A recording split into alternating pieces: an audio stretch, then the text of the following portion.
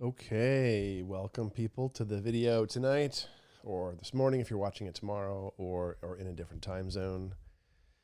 Welcome, welcome. I see a couple folks have already shown up here at the beginning. Thank you so much. So we're going to talk about plasticity tonight. As always, if you could give me an audio check, because I really don't understand why sometimes it sounds so quiet. But my audio sounds okay to me. So anyone that's showing up, let me know what you're noticing. And tonight we'll talk about plasticity, some of the pros, the cons, the pitfalls, ways to biohack it, ways you probably shouldn't biohack it. And I'm going to leave you with a bit of a strategy and some perspective on how I think about sort of the critical ways to approach plasticity. So as usual, I wrote a little article for you tonight. It's in the description for the video, and you can go read it on the website. And it's a bit of a brain dump still, so I might refine it a tiny bit, but there's a bunch of stuff there that'll sort of follow some of the content I'll talk about tonight. So hello, everyone who's showing up. Hey, Joshua, thank you for the audio check. Appreciate that. And thank you for showing up. The HD recorder, howdy, friend. Howdy to you. It's good to record in HD, isn't it? Is it real or is it Memorex? I might be dating myself with that reference. I'm taking my headset off, so if I start whispering or forget to talk loud, you guys can let me know. But put my headset down. So if you're new to this format, what we do is we hang out and talk about different biohacking topics for maybe an hour. And I always want to demystify the process of neurofeedback, which is one of my heavy lifters for doing biohacking. And so I tend to set up a session that's at least tangentially relevant to the topic and then jump right into it. So one thing I did not have on that article that I should add is that, you can see I'm selecting my client here, Planet.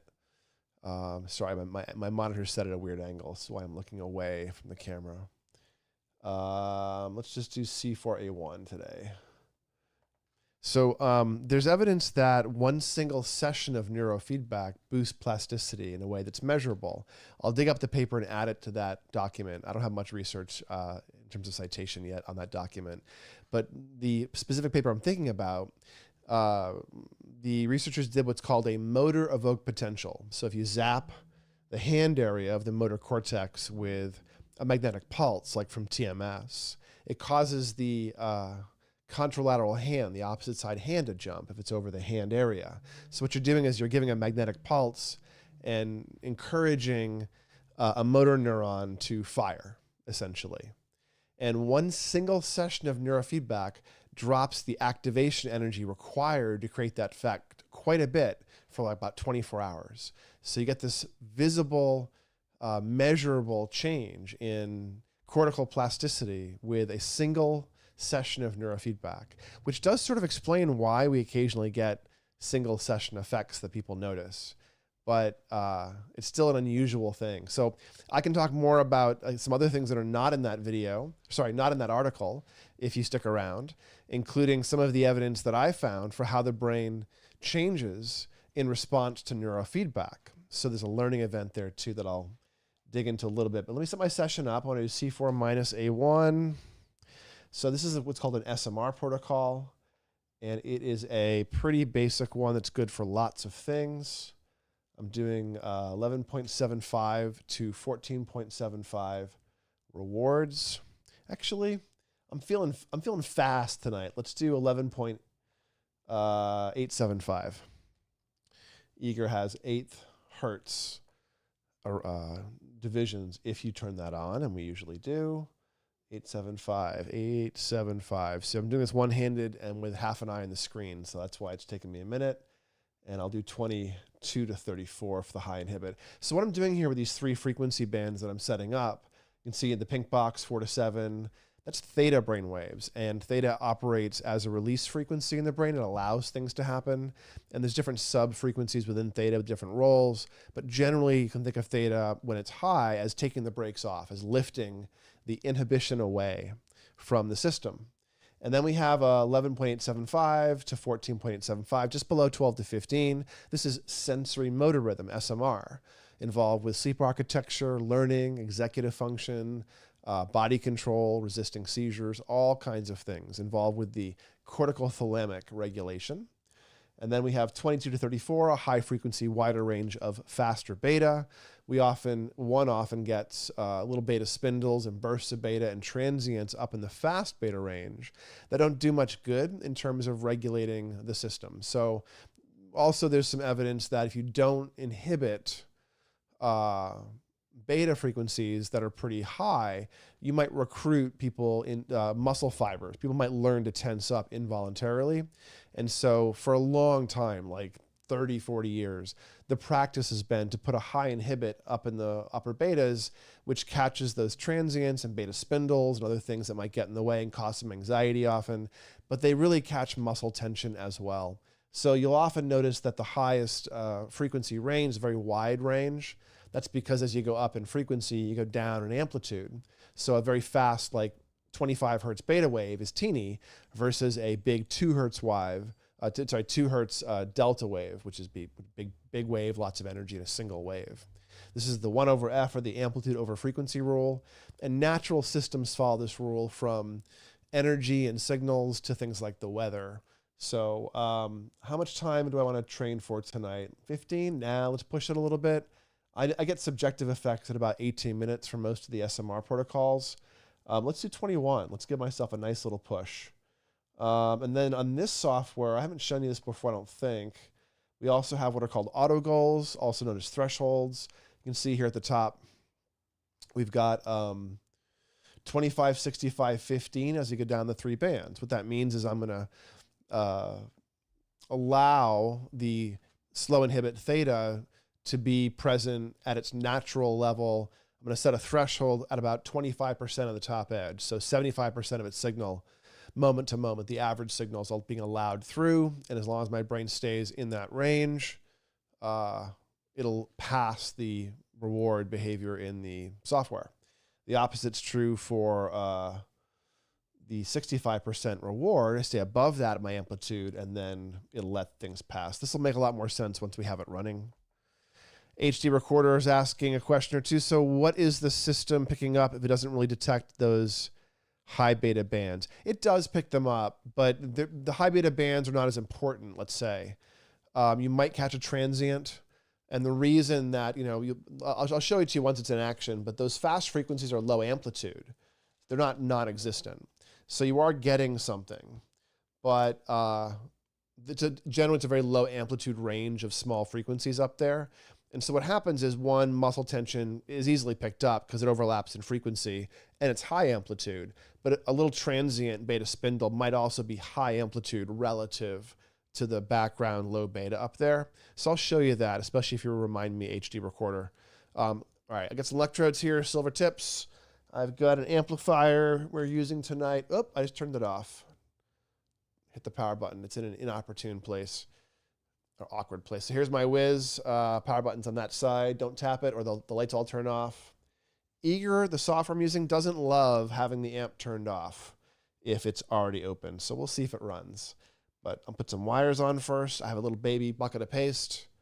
Cute little discontinued bucket of paste. I love these little tiny ones because they're airport or airplane sized. And I do a lot of remote training for clients. We provide neurofeedback systems. I have clients all over the world who do neurofeedback live with our coaches for a few weeks and learn the process, learn to set up, learn to ask for help. And then we give everyone a live chat as they are setting up and teach them. And day to day, we check in with you.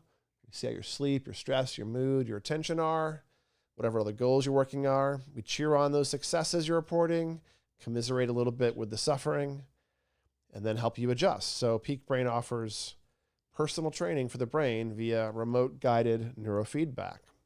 We do have physical offices. If you want to come get a brain map, that's the easiest way. The physical offices are in, ear clip. The physical offices are in New York City, St. Louis, Los Angeles, and Orange County. And also we have some presence, little micro offices in Stockholm and London for brain mapping. We don't do a lot of neurofeedback in those offices, but you can get brain mapped. All right, so here's my amplifier. And this is my right ear. I'm going to put that into the ground, which is the green socket on the Wiz amp.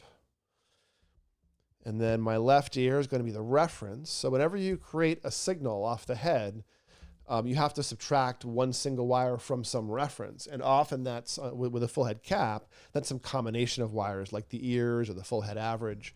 But with individual channels, you often do what's called a bipolar pair. And so what I'm doing is I'm putting electrodes in the amplifier. You can see here I have an amplifier, and those two are the reference and ground. I'm going to plug one wire in to create the active. It's sort of a misnomer. It's always one minus the other. So it wouldn't really matter if it was my ear minus my scalp or my scalp minus my ear. It just flips the wave over. But right now I have a red socket, which is the channel 1 with this little green wire. So let me put that on my head. And then we'll get up and running. I keep meaning to install the Zoocore games and the Ardea game set. I keep forgetting. So let's see, right side of my head. Can use the camera now. It's about there. I always go too far down or too far up when I'm doing it by touch. So I think that's about right. I know we have some professionals in the room, so feel free to tell me if you think I'm off in my C4, my old eye. This is not the best way to get a signal. You want to have a wire that's neutral in terms of how it's sitting. So I'm going to flip this over so that the wire can just kind of hang out, and there may not be enough paste on that. We'll know probably the moment we get a signal on the screen. We'll be able to see the quality, but I've been kind of semi-paying attention to the whole process. So, all right, my wires are on. It's only 10 minutes in. Sorry for nattering on, but I started off talking about the topic, which I often wait till about 20 minutes in. So you got some topic instantly, which is this phenomena that we create plasticity with one single session of neurofeedback. So my dissertation did that. It didn't show plasticity, but it showed the process of neurofeedback happening. So what we did was something like this, and did it in a double-blind, placebo-controlled way, so that you had different wires. And then on top of that, there was a full head cap, a 64-channel active electrode cap. And out of that, I developed something called ERPs, or evoked potentials, the brain's instantaneous or momentary induced or evoked response to something in the environment or an internal thought or something. And that's different than the kind of EEG we're looking at now, which is more ongoing EEG or endogenous. And I clipped out and found these patterns the brain is reacting to in the frequency rewarding in this process called neurofeedback. All right, let's do, today we're going to do, I don't know. I only have boring games installed. Let's do V. Mazes. It's the least boring for my residually ADHD brain. So I'm not sure I love my signal quality. The amp looks annoyed. That's not a good signal. The amp's also got a weird light on, so I'm gonna let's do this. What is an orange light on? I'm sitting here halfway in the dark, can't quite see it. So that's not a good signal. It's clearly not a good signal. Pretty sure that the amp's in a weird mode, but I also know that I don't have enough paste under my C4 electrode. So the first thing I'm gonna do is just add a little more paste and check the electrode locations, and then I'm gonna restart Eager and remount the amp between that. What I mean by that is to unplug and replug the USB cable. All right, so we're not getting a good signal at all. Very little change with and without a wire. That's a sign you're not getting much physiology. It's mostly noise. So let me escape Eager. Let me quit and then plug the amplifier back in. And the amplifier does not have a weird orange light on it anymore. I think somehow I put it in HEG mode. Yeah, that's the HEG light. It's interesting because Eager doesn't do HEG. HEG is an infrared blood flow training process where you wear infrared cameras, and it's a more biofeedback style signal where you do voluntary work on it versus this stuff here is involuntary. But Eager, the software, doesn't do HEG, so I'm wondering why I put the amp in that mode. So let's see. All right, run it again. Let me turn off the text on the screen. There we go. There we go. Okay, so I'm running variable.mazes, which is my favorite version of mazes here. It's got little dots in the screen. The dots are actually, okay, that's a signal. Now it's got a pulse or a blink in it or something, but that's an actual signal coming as soon as we finish initializing. There we go. All right, so my friends, we have some EEG. You have proof in real time that my brain is doing something beyond the words falling out of my mouth. And you can tell it's a real EEG because as I do things like clench my jaw, it's behind my head. You can't see it. 1 second, we'll let it come out the other side. All right, left side of the screen, the active trace, clenching my jaw, that's EMG, muscle tension, really loud compared to EEG.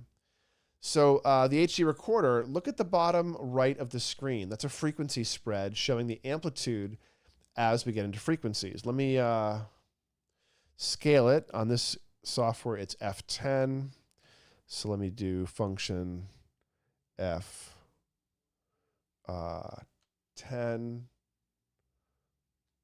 Oops, that's 12. And then we have 10. So as I do F10, that scales it up. Actually, I can do F12. Let me do F12 here. So check this out. This is also the frequency range.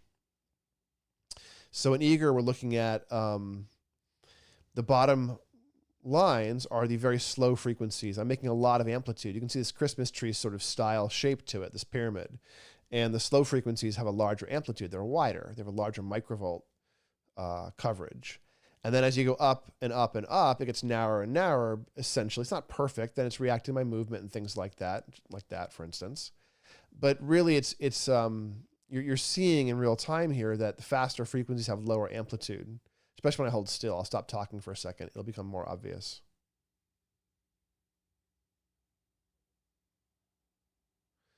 So there's this pyramid shape or Christmas tree shape going on. And that's the 1/f rule. So as you go up in frequency, you get less information in the EEG. It's a lower amplitude signal. Now, those boxes that are sort of weakly visible on the screen that surround the bouncing colored bars, those are actually the amplitude measurement, the band measurement bars. And if you notice, the top one is pretty wide, and that's because it covers a lot of frequencies, 22 to 34 hertz. So let's go back to the screen that has the numbers on it. There we go. You can see the left-hand side of the screen. So there's our raw signal at the top. And then we've got our a blank signal. I'm not using channel B. And then we have theta. It's rounding up on the screen, 11.88, but it's really 11.875. So that's my SMR and my high-frequency beta. And you can see here on the, move my head a little bit. You can see here on the theta, the threshold outlined in red right now is 23.75, and the average, just the right of that, says about 20. So I'm making myself right now in real time about 20, 21 microvolts of theta. And I want that to go down. I'm trying to train theta down here under the right precentral gyrus. And I want to get that sucker to drop. That's more executive function. It'll boost plasticity, help with sleep, a bunch of things. So I've set a threshold. In this case, it's reading 23.75. So it's just outside the lines that surround the filtered band there. And it will adjust every few seconds, every 30 seconds, the way I've set it up. Once I'm running, it'll adjust to keep itself at about that percentage. The opposite's true again of the middle band, which is SMR. I'm making 10, 11 microvolts, and I want that to go up. So I've set a threshold THR at 8 microvolts. So as long as my 10 stays outside the 8, I'll get rewarded. And you can't see the third band because it's behind the game, but you can trust me that it's similar. So the HD recorder, to answer your question, that's the right-hand side here of those rainbow-colored bouncy bars, that's the faster frequencies. You can see how there's less of them as you go up. But one of them that might suddenly have a giant spike would catch, would be caught on the screen and would affect the amplitude of the band, even though it's a wide band because it's such a high amplitude excursion as a beta spindle or something. So let's get going with the game. Where's my mouse? There you are. Let's put it on the screen. So all I'm going to do is hit F5 because the thresholds and things are pretty much in range. 1, 2, 3, 4. That's 5. Volume's a bit loud. Let me turn that down a little bit.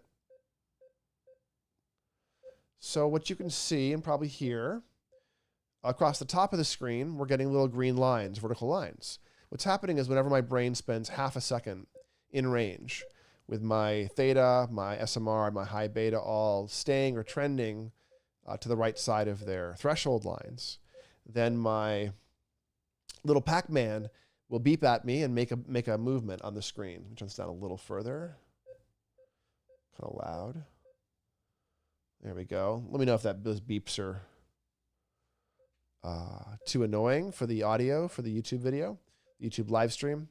So what's happening is whenever my brain, has just made or is making the right sort of direction of brain waves, lower theta, more SMR, lower fast beta, then we get a pass and the Pac-Man zips along, eating dots, beeping at me and making my brain notice something's happening because it's giving stimulus. If my brain makes a surge of theta, or if the beta drops, or if I clench my jaw and blow the signal out, then the Pac-Man stops because something's happening that should not be reinforced or rewarded. So this is mostly a passive process. My brain is noticing the beeps coming and going. My mind isn't really paying too much attention. I do like this game because it has a sort of voluntary cue on it. You can notice the dots are changing size, and they're changing size in response to the amount of theta brainwave that I'm making in real time. So it's got this kind of visual kind of feedback phenomena happening here. All right, I'm just gonna go make sure I have the chat open properly. There we go. Cool. Got a few people on the screen. Thanks for joining, everyone. Let me know your questions. So again, we're doing a little talk tonight on some of the ideas about plasticity. And while I train my brain, I'm gonna put my keyboard down and just start chatting about plasticity. Check the show notes at the bottom of the description for a link to a longer form article about this stuff. But I wanted to point out a few things. One, let's talk a tiny bit about what it is and what happens when it's not optimal. And then let's talk about ways you can optimize it and maybe ways you shouldn't and some of the gotchas in the landscape. And then I'll give you some practical tips on how to construct a strategy that will get you to some plasticity of your own, to build it up at a high level and shape the direction things change in. So plasticity is, of course, changeability within neural tissue. It moves around. Individual neurons develop new dendrites, or they move their axons, or they change the amount of synapses or the sensitivity of those synapses. The amount of receptors or the sensitivity of the receptors in the synapse. They can also add new processes and new synapses too. So it's very complicated and it's very, very, very information dense and rich, as you might imagine, but it's not static. It's sort of constantly adjusting. And there's really short-term adjustments on the time scale of like minutes. You hear something and it echoes in your mind for a while, a little working memory trace, which is a change in synaptic activity. And it kind of decays over a few minutes. If you rehearse it, it doesn't. Or if you think about it, it goes into more short-term memory instead of working memory. And now you have things that might last depending on how intense you attended to them, how many other things that they were able to make contact with in your mind when you attended to them, things that might last a day or so. And depending if you reinforce, you might get, some additional learning going on. But we're talking about plasticity, not learning. You can go watch the video and read the article on learning. I have one of those if you want, specifically. But for plasticity, the boost happens in response to a stimulus or a demand in the environment. So let's talk about a sort of metaphor and example of how this all might play out through one particular skill acquisition or change. So let's say you had never played piano and you decided, I got to play piano. It's been my lifelong dream. Piano's where it's at. I love how it sounds. I'm going to play some piano. All right. So you go into a piano lesson, your first one. By the end of the day, the same day, every hand cell in the motor cortex will have moved around and made new connections. Same day. So the moment of trying to do it awkwardly in the first keyboard you're touching, that's a learning signal. And there's a short-term accommodation as you can kind of start to create some of the behavior. And then there's the brain remodeling itself in a few hours to try to accommodate some of that skill, try to make some of those plasticity changes. The next day, you might notice it's a little easier when you go to practice. It's a sign of that change having built up.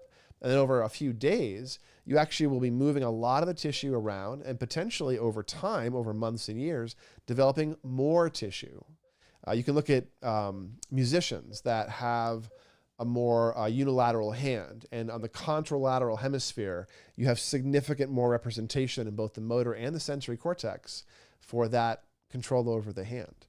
So musicians use their hands. Humans do this thing broadly. If we use something like an instrument or a tool, we map it onto the brain and it becomes almost part of the body.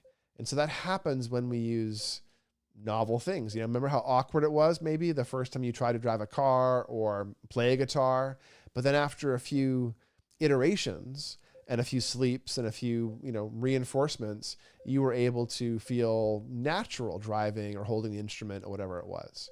So it's a process that takes some time. So again, initial time, immediate. Then we have a time that is a function of how much you're reinforcing short-term memory, how well you're sleeping and consolidating from short into long. And that's a bit of a variable phenomenon. There's ways to optimize that. That's, again, learning. And then the third time course is really the physiologic. How long does it take the brain to build new tissue? Well, let's take the time course of a cell, of a single cell. Let's not be judgmental. Let's make it a pluripotent stem cell. It can turn into anything. And we make these stem cells, these neural stem cells, in several zones in the hippocampus, around the lateral ventricles. Hippocampus is among the most plastic areas in the brain. Pumps out tons of what's called BDNF, brain-derived neurotrophic factor. And you're making tons and tons of cells, tons of new juicy growth factors like fertilizers for plants. That's what BDNF essentially is. It helps tissues change and develop. It helps new cells become part of a network with existing cells. And for every cell that's born, if you will, as a stem cell, it has to travel someplace in the brain where it might be needed and turn into the kind of cell it has to be along the way. And that process takes it reacting to its signaling environment, chemical environment, BDNF, the networks it participates in. All kinds of factors will determine what kinds of cell it becomes: a blood vessel cell, a neuron, a glial cell. And yeah, you're making new neurons your entire life. I don't care if you're 70 years old, you're still making 600-700 new neurons a day. But plasticity has, again, existing neurons remodeling or synapses reacting. So very short term, a couple of days. Now for the new cells, we're talking 5 weeks. It takes 5 weeks for a pluripotent neural stem cell to grow into the type of cell it needs to be and to travel where it wants to go. 5 weeks. Half of those cells never make it there. Half of them don't get enough BDNF, don't make enough friends, don't participate in enough information flow, and they get resorbed and pulled back into raw materials. So you actually have more ability to learn and grab information than you might think, because you have extra information to integrate. There's all those cells, all that potential learning, potential networks that you could turn into networks with a little bit of BDNF, brain-derived neurotrophic factors. There's several neurotrophic factors in the brain. That's the big one, pumped out by huge amounts by the hippocampus and other structures. It's also why the hippocampus tends to have a lot of seizure focus. A lot of the kindling, the event that creates seizures, are hippocampal, because it's the plastic tissue, and part of that plasticity, that ability to move information around, to create change, comes with the cost of the system being less stable and more easily dysregulating into what are called ictal events or spikes. And when that's not suppressed well over time, that becomes things like epilepsy. So, hey, other people showing up. Hey, Ilya and Radar Ashwood. Thanks for showing up, guys. Thanks for joining us. We're talking about plasticity, as you can tell. So time course, short, medium, and long, 5 weeks. 5 weeks is the long one. That's my goal. And if you look at habit formation literature and skill practice literature, 5 weeks is not unreasonable. It seems to be there's some 3-week habit theorists, there's some 8-week or 12-week habit theorists. 5 weeks seems fine. So to TLDR this sucker, a lot of what I think you should do when biohacking plasticity, or really any biohacking, is create a 5-week plan. Maybe even a 6-week plan where week 1, week 0, is a baseline week where you're recording without changing. And then weeks 1 through 5, you're making changes. and you're iterating and trying something and making interventions. But for plasticity, there's all kinds of things you can do to really bring it up strongly. Among the best is meditation. Really, really powerful. And a lifelong builder of brain tissue if you do it reliably enough, meaning mostly daily.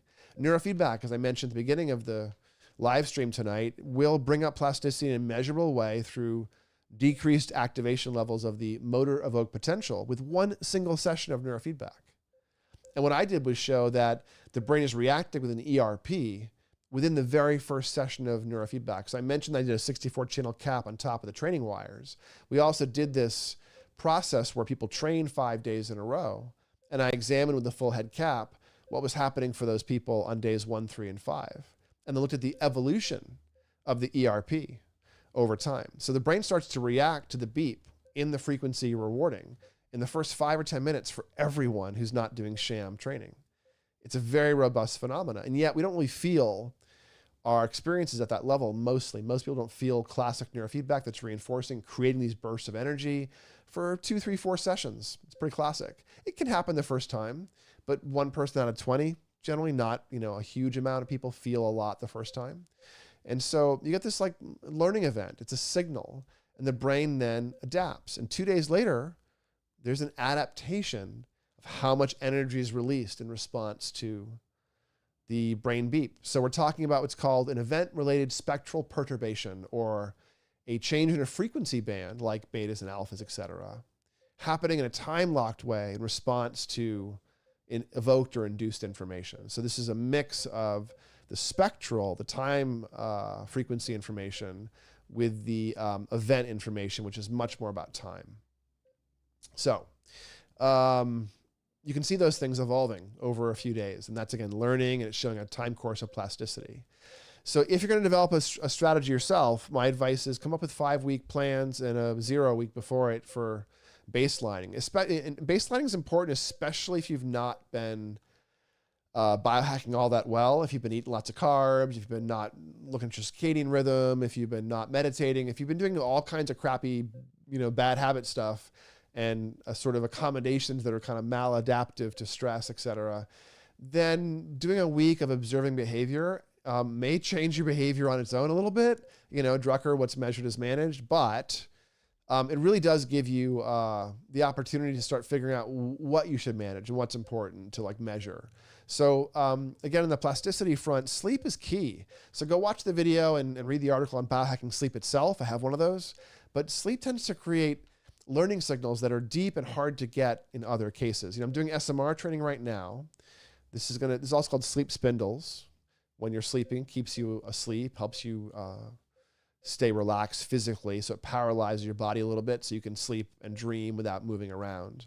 But the SMR frequency also triggers, when you're asleep, those sleep spindles, little bursts of low beta, also trigger ripples in the hippocampus at 0.9 hertz, real slow little ripples. And those seem to be what's causing a signal to move memory from short-term storage out into distributed long-term storage throughout the brain. So that's one of the plasticity signals, is these SMR events happening while you're asleep. It's triggering that sort of push of change out throughout the brain.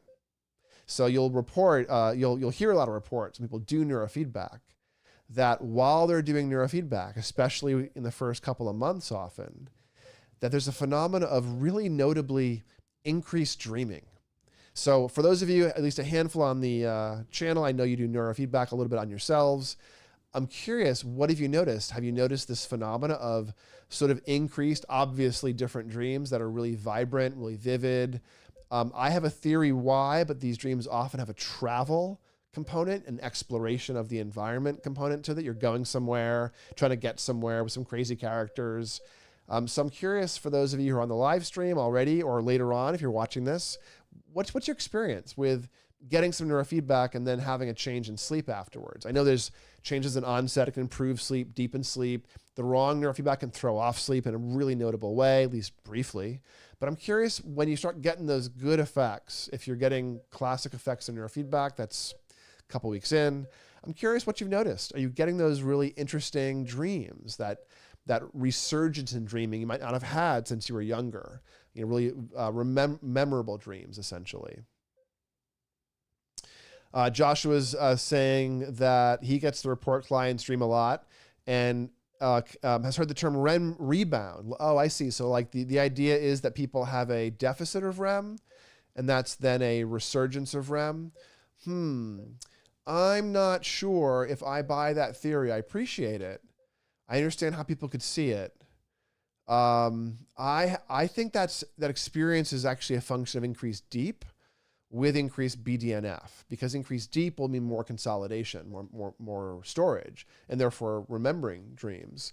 I don't think REM can really be thrown off that much without us going full batshit crazy and hallucinating and having crazy problems. It's kind of like blood pH, alkalinity and things like that. It doesn't really change without, all kinds of bad things happening. So interesting though, but the report is real. People do report it a lot. Radar Ashwood reports experienced more dreams when training prefrontals. I think sometimes going to new areas or areas that need a lot of work, people report dreams especially. I'm not sure why, but I do have a theory that there's a reason for the place, the exploration of the environment, the journey experience. Now in the hippocampus, some of the most plastic cells, most ready to learn, most ready to create a need for learning and a release of BDNF are the hippocampal place cells. The place cells do just what they sound like. They know the place you're in. They know environments. It's very important that we recognize an environment. You can go look at things like the Morris water maze in classic cognitive psych and comparative psych, where mice are given mazes that are just below the water and learn to train to swim to different platforms, and they're given visual cues on the walls for like the environment they're in. And you can sort of tell when the place cells are recognizing versus not recognizing the environment they're in. And humans do this too. But the hippocampal place cells, because they're exploring the environment and a source of large BDNF, I think that's why we get travel dreams when doing neurofeedback, essentially. It's also, by the way, why doing things like walking and exploring novelty and new things is so strongly antidepressant, because what causes, so I skipped a section of our talk tonight, you can go read it, but what happens when plasticity is not there, when plasticity gets suppressed, which can happen through some nutritional things, definitely through lack of sleep, high stress, cortisol, high levels of chronic cortisol. Cortisol is supposed to oscillate like insulin, go up and down in response to things, has some circadian stuff. But those regulatory hormones like insulin, cortisol, etc., when they stop regulating, they stop oscillating, melatonin, that's when problems happen, when you stop getting that signaling. Instead, you get a fixed signal. So if your blood sugar goes up and stays up all the time, you get significant problems with blood sugar regulation, diabetes, etc., oxidative stress. If your cortisol goes up and stays up, the hippocampus shrinks. You get hippocampal atrophy, and it's really, really aggressive, and it shuts off hippocampal plasticity. So depression, high stress, etc., are sort of the same thing. The high stress creates that depressive, that low plasticity, low change environment, which is a big feature of depression. And then everything, full stop, everything that lifts depression does so by increasing BDNF. Even things like SSRIs, the downstream effect is a raise of BDNF to lift depression. Going for a walk is really, really powerful for mood because of the release of information, the release of plasticity. So my advice again is to develop a 5 or 6 week strategy and layer in strategies the first couple of weeks. Try things, make notes, make changes, make adjustments, try more things. In terms of what to try, neurofeedback. Do it. It's about the biggest thing you possibly could do to boost your plasticity. Meditation, again, really, really huge. And if you combine these two things, it's out of control. They multiply. So I know several of our community of people that hang out in the live stream have done both neurofeedback and meditation practices in structured ways or not, and might agree that things will combine that way. So please give a note in the comment, either live stream or later, if you've noticed that, if you combine meditation with neurofeedback and you notice a potentiation of the other, this multiplicative effect that we seem to get. Let me know. I'd love to have other people weigh in on it, so I'm not just here in an echo chamber, thinking things myself alone. So by the time you've done things for that amount of time, then you basically start to really create regulatory stability. And that 5 week will carry off into longer time periods. So again, a section I skipped from the article, or maybe doing out of order at least.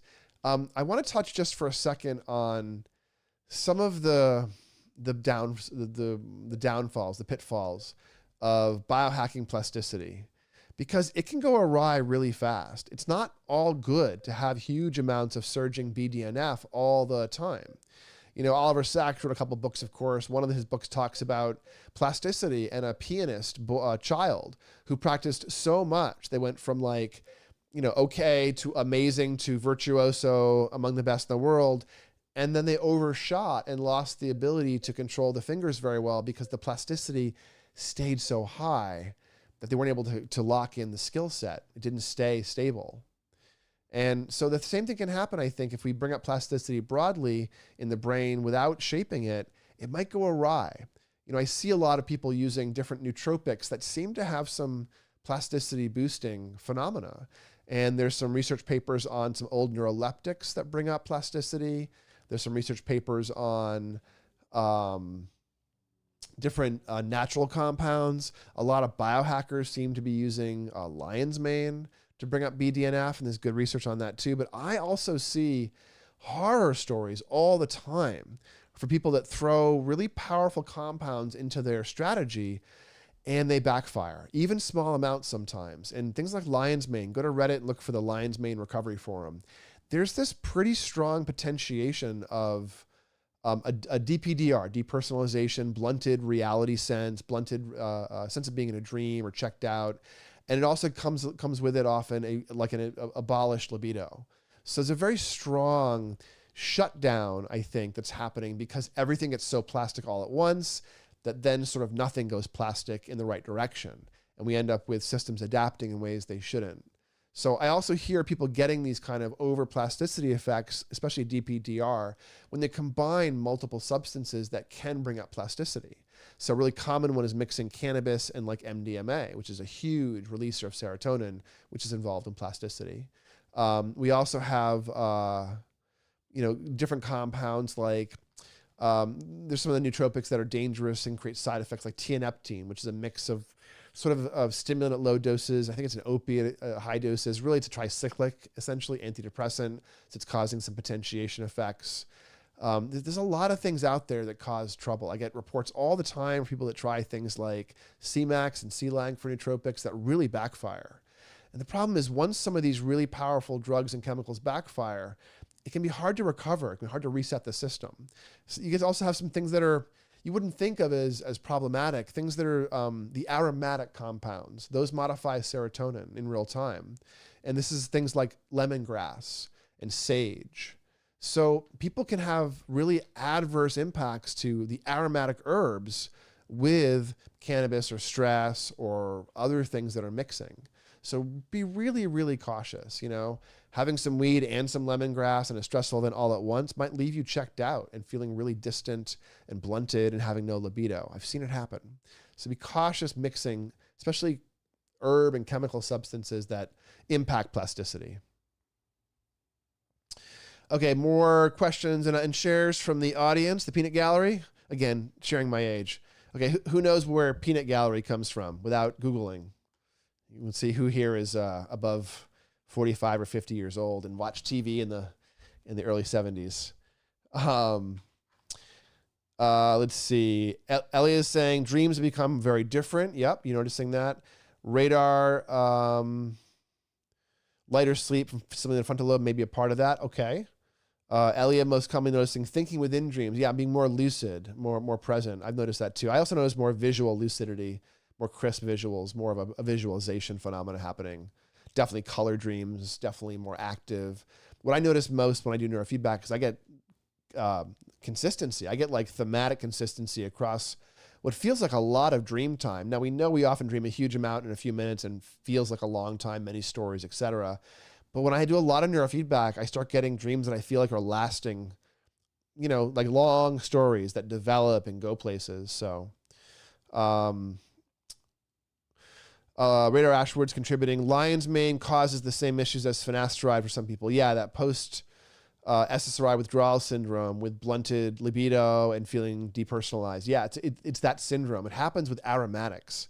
It happens with serotonergics. So be really careful mixing serotonergics with other things and with mixing multiple serotonergics. Again, don't have lemongrass tea and smoke a joint. It very likely could overwhelm the system.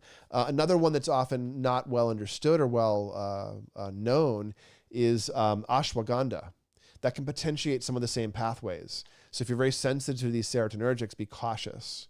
Also, of course, things like 5-HTP as a supplement or St. John's wort itself as a supplement. Those are strong precursor drivers, of course, of serotonin's 5-HT. So if you take 5-HTP and cleave off the P, you got 5-HT.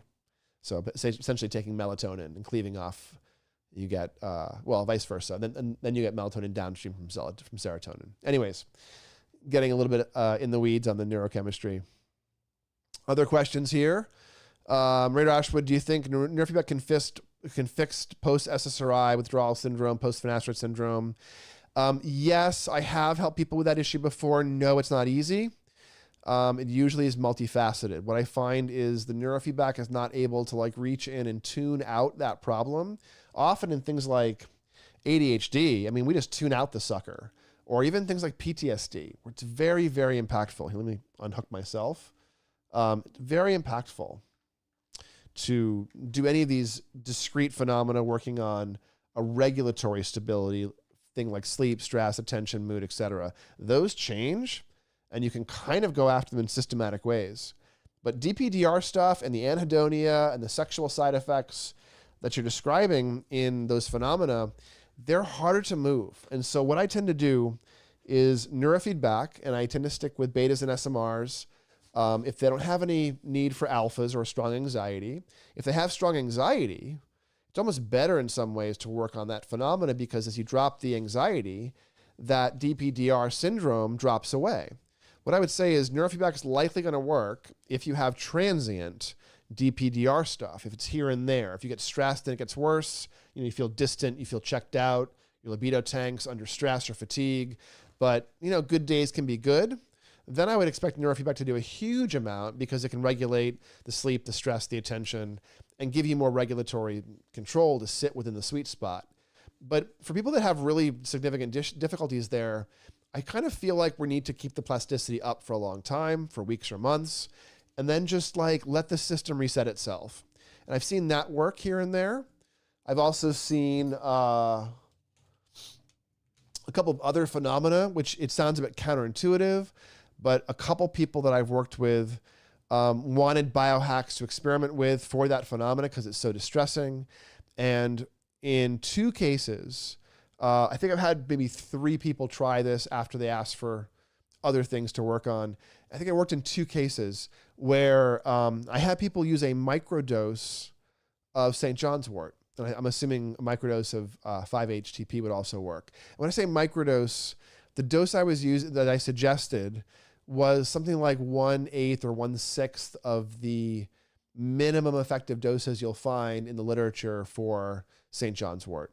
I think the 900 milligrams 3 times a day is the standard in the low end for the literature for St. John's wort, for herbal preparations. And I think I was suggesting 150 milligrams total. So it took a little bit of time to find. One person was using 300 milligrams and it had no trouble. There's one brand out there that still says 900 milligrams, but if you look at it, it's 300 milligram little tiny capsules in the bottle. So one person found those and used 300 milligrams. One person found 150s, and that's both way under what's considered the effective threshold for St. John's wort. But my theory was almost like a hormetic stress one, where, maybe like a homeopathic one almost, where the idea is to prevent some information signaling that's really quiet. And so it's not going to be aggressive, but it's also not nothing. So it would sort of irritate the serotonergic systems into developing more plasticity. And I found it to work, where slowly over time, over weeks, sensitivity, physical sensitivity, emotional sensitivity, libido, all started to creep back. So did anxiety, actually. It seemed that there was anxiety and this phenomena seemed to go hand in hand, where blunting of sexual function and a feeling of presence also shows a blunting of anxiety that's quite powerful, quite thorough. So waking that system up tends to create a little bit of anxiety, but it's a freeing of the system as well. It's not a persistent anxiety. It's just the fact the person's like, oh yeah, that's what anxiety feels like too. Not just, libido or feeling present or excited. So yes, I've seen it change. I think one of those people was doing lots of other hormetic stressor things like hyperbaric and ice baths and saunas. The other one was not doing much else beyond the St. John's were at 300. It seemed to work. Again, this is not medical advice for you. Please consult your doctor before doing stuff and or do your own research and biohack at your own risk. But while I'm a scientist and a coach, I'm not really your coach for most people I think we have here in real time. And if I am your coach, we can take it offline and I'll give you much more tailored advice, of course. So yeah, Radar, I do think we can impact that phenomenon. I think it's among the very few things that can with neurofeedback, but I would probably think of other things outside the box. I would probably try to put the person to light ketosis if they were willing. Probably, if they had resources, suggest they do hyperbaric medicine at 2 atmospheres of pressure for 20 dives. I would probably do photobiomodulation, red light therapy at 1070 nanometers. If the person also, I would say that I see a lot of QEEGs of DPDR complaints, of which maybe 20 or 30% have a known cause that is a post-medication or post-drug effect like that. It's not just finasteride or SSRIs that do it. It's all kinds of things that do this. And so I see a lot of it because it's very distressing. People, have it as their goal. And I would say some of the time, not a majority, but like 20, 30% of the time when that's a complaint, you actually can see low beta power over O1 or O2, the occipital poles, often O2. And, that's primary visual tissue, bringing information and mapping it against the screen. And it's not really involved with executive function per se. And yet, whenever I see that, I also see really lousy executive function and visual processing specifically. So like a visual impulsivity or visual inattentiveness also. So I think there's some visual attention control tissue that's not just primary tissue, that's either not controlling the occipital pole really well, not receiving the occipital pole very well. And I've had some luck with individuals who have that doing very low alpha thetas, doing like O1, O2 or OZ alpha thetas, depending on the pattern. And alpha theta brings up T cells, I think growth hormone aggressively. So it's a deeply healing phenomena. So I think it can do something there too in the occipits and create a little more of a visualization. And sometimes you see that same visual pattern of blue, beta, not much beta on the occipital tips in strong forms of aphantasia, not visualizing information. So you can't always rely to look at the brain maps and go, oh, it's a thing. I know what it is. But you can always go, oh, there's something there. I wonder if it matters. And when it really does dovetail with experiences again and again, you can start to get a sense of what's going on. So I encourage all of you who are watching, if you haven't already got a brain map, get one. If you need one, give me a call. We'll get you a map at one of our offices, or you can do a fully remote program with us. But learning your brain is so important. And knowing how it works, it's a lot less mysterious than you might believe for many of the big features of attention, stress, sleep, sensory, social, speed of processing, quality deep sleep, even things like creativity, flow state. Those are accessible techniques to go after. So I guess on this plasticity topic, you can do all kinds of things. I don't recommend you do lion's mane. I don't recommend you buy yourself a TDCS or TACS device off of Temu and start zapping your brain. I don't recommend you go after like the most aggressive form of neurofeedback, like a microstimulation technology or something. I don't recommend that. I recommend you start with the basics: sleep, meditation, add neurofeedback if you're suffering, definitely, or add it if you want to optimize rapidly, because it makes huge changes in a few months. But you don't need it. You can just meditate, go for a walk, sleep properly, get enough protein, exercise. Physical exercise creates plasticity in the body and the brain. Your neuromuscular adaptation, weightlifters who used to lift heavy go back into the gym, and for a couple of days, they can't lift heavy anymore. And then the third or fourth day, boom, their weight shoots up hugely, not because their muscles remembered, but because the neuromuscular connection between the nervous system, the CNS, and the muscles remembered how to control the muscles better because of that central nervous system adaptation to the stress and the strain. So that happens in all kinds of ways in an adaptive phenomena. So, get out there and make your change. Shift happens, get yours. But if you need help with it, start with the physiology. Start measuring the basics, layer the basics in, then start trying additional things. And when you're going to build a big plan of change, think about a 5-week window. Think about sticking with something for 5 weeks of intervention time. Maybe a week of baseline if you want as well. If you need some perspective on how bad your donut habit or your Ben & Jerry's tab or your alcohol or you're staying up late, Minecrafting all night long, whatever it is. We all have bad habits or dysregulated relationships with appetitive environments and substances and everything else. So where you can pull back and do better quote unquote behavior. Now you know why it might matter. Lack of deep sleep, going to throw off your circadian rhythm. That's going to impact cortisol and insulin. Cortisol goes up, shrinks the hippocampus, depression happens, motivation goes away, learning's hard, speed of processing drops with the alpha speed.